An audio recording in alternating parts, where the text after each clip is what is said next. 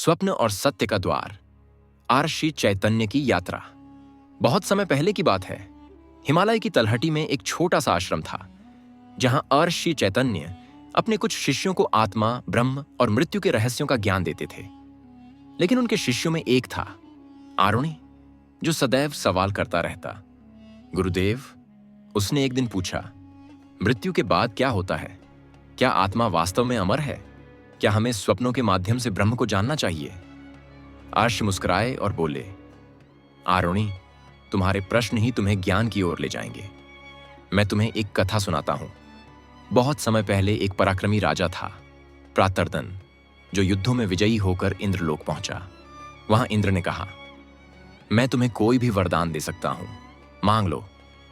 प्रातर्दन ने कहा, मुझे केवल वही दो जो मरणोत्तर कल्याण दे।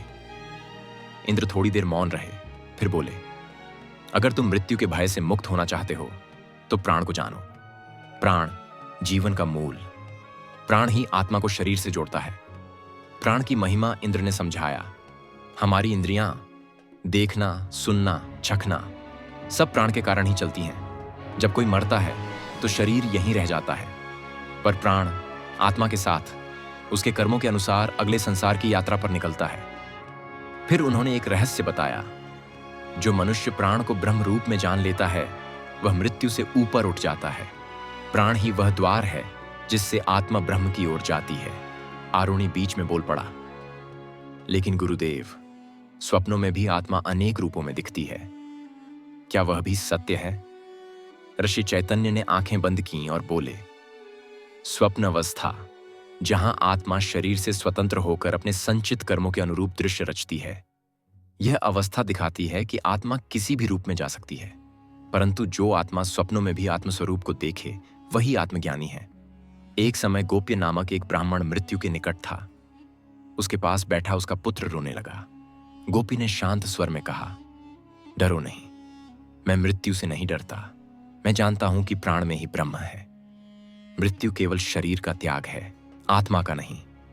और उसी शांत भाव से उसने प्राण को ब्रह्म में विलीन कर दिया, जैसे जल महासागर में मिल जाए। कहानी समाप्त करते हुए आर्षि चैतन्य बोले, आरुणि, जान लो, प्राण ही ब्रह्म है। जो इसे जानता है वह मृत्यु से नहीं डरता। स्वप्न अवस्था आत्मा की स्वतंत्रता को दिखाती है।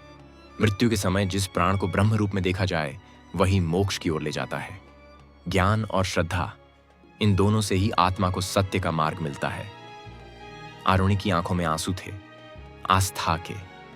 अब वह न केवल शिष्य था, बल्कि एक साधक बन चुका था।